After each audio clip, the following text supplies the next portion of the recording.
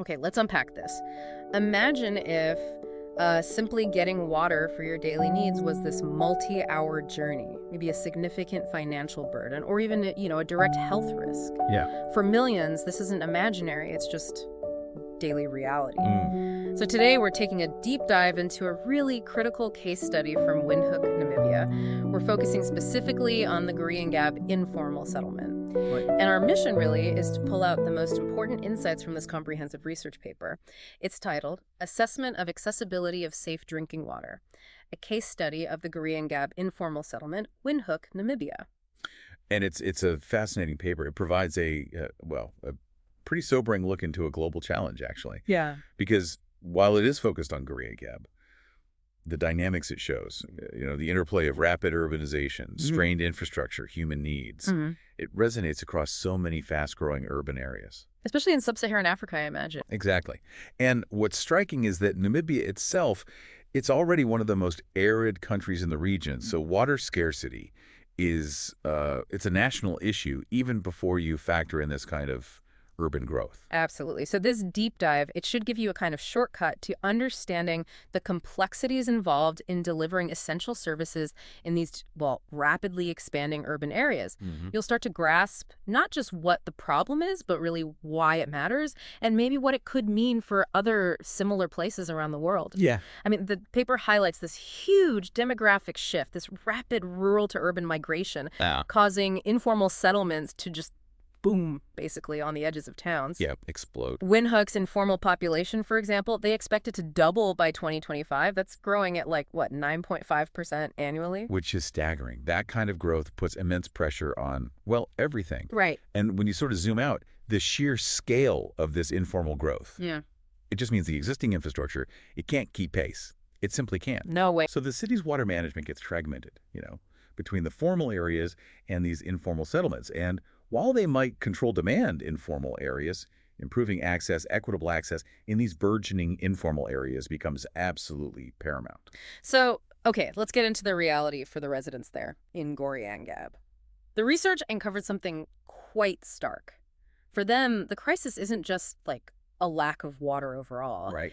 It's a systemic failure of access. They're caught between these miles-long treks to a tap and the kind of brutal reality that clean water is just too expensive. It's a double bind. Exactly. It dictates their daily survival. The study found only, 11% of residents live within 1 kilometer of a safe drinking water source. Yeah, which is the WHO recommendation, the internationally recognized benchmark for access. Only 11%. That really puts the scale of the challenge in perspective. It really does.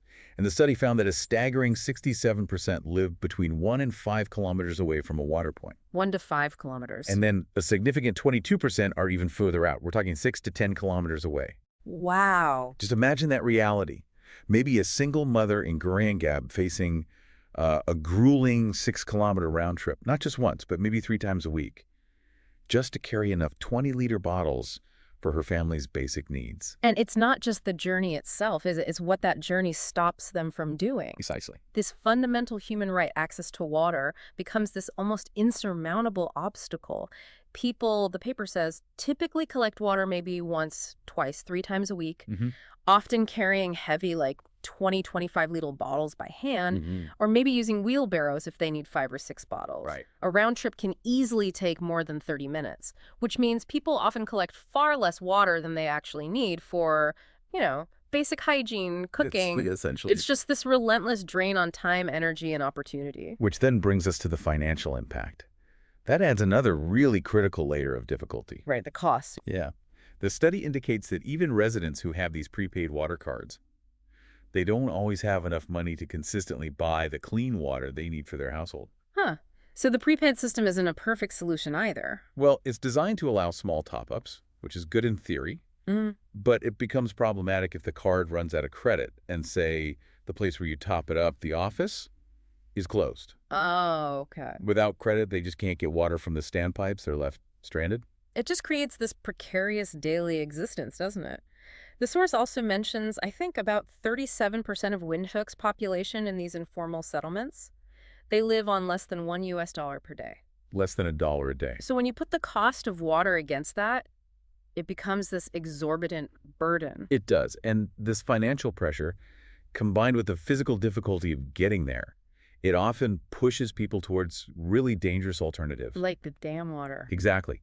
The Goreangab informal settlement is right next to the Goreangab Dam, and there's untreated seepage that flows into the riverbed there. And that water, the paper makes it very clear, is highly polluted, utterly unfit for human consumption. Completely. That's horrifying. And yet, the study found that 11% of those who use the dam water, they still collect it for drinking. 11% for drinking. And a staggering 65% use it for other things like cooking, washing clothes, washing dishes. Some even use it for like small business activities, construction, fishing, maybe gardening. Yeah. This isn't just about, making poor choices. It feels like a chilling insight into human desperation, where the immediate need for survival just tragically trumps long-term health. It really reveals the true cost of failed infrastructure, doesn't it? Yeah. And it raises a critical question.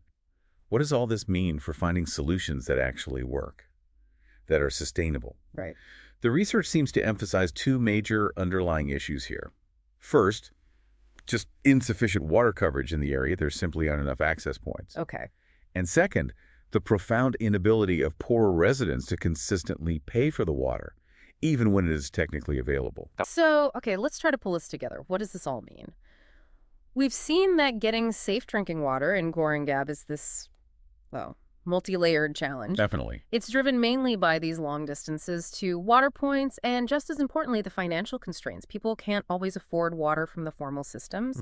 And we also explored how the rapid growth of these informal settlements, the limitations of the prepaid water systems, and then the tragic appeal of unsafe alternatives like the Goreangab Dam, they all feed into the problem. And the proposed path forward, it's interesting. It isn't just let's get more water, but more like smarter water management. Smarter water, okay. Yeah. The paper really champions something called an Integrated Water Resource Management Framework, IWRM. IWRM. Okay, what does that actually mean in practice? Well, think of it less as a specific government program and more like a holistic philosophy. Yeah. So instead of just, say, building a new well in isolation, you consider the entire water ecosystem. Where does the water come from? How does land use affect it? Who needs it? And crucially, how do you manage all the related resources, land, water, etc., sustainably together? That sounds comprehensive. It has to be. This approach is absolutely crucial in an arid country like Namibia, where every drop counts. Okay, so that's one big idea, a systemic shift. And linking to that, the paper also talks about public-private partnerships, PPPs. They emerge as another key strategy. Yeah, PPPs. The idea isn't full privatization, obviously, but more a strategic collaboration. How so? Well, the private sector might bring in investment or perhaps operational efficiency, things they might be good at. Okay. But the municipality, the public side, maintains critical oversight, especially on things like quality and, crucially, affordability. Right, keeping it accessible. Exactly. For informal settlements where this rapid growth often just outpaces public funds, these partnerships could be a crucial bridge. They could allow infrastructure to catch up. Without abandoning basic service standards. Makes sense. But what are some of the biggest hurdles to actually implementing these? In a real-world setting like Goreangab, does the paper mention challenges, political, financial, community issues? That's a vital question. The paper doesn't spell it out explicitly, but it sort of subtly points to the complexities. Balancing public good with private profit is always tricky. And the immense challenge of ensuring that affordability stays central, especially for the most vulnerable people. That's key. And community engagement, too. Any solution has to be adopted and, importantly, maintained locally to be truly sustainable. Yeah, buy-in is crucial. So, zooming out again, the situation in Goreangab, it really is a stark reminder, isn't it, of the global disparities in access to just fundamental human necessities. Absolutely. It's like a microcosm of the challenges facing rapid urbanization all across sub-Saharan Africa. And Namibia's aridity just amplifies the critical importance of water even more. Which brings us to a really important question, something for you, the listener, to consider.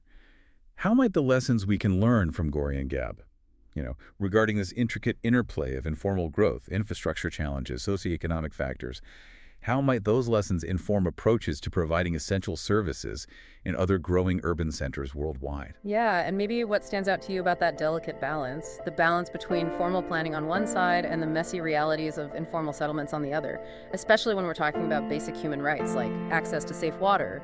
It's a challenge that clearly demands both real innovation and, frankly, a lot of compassion.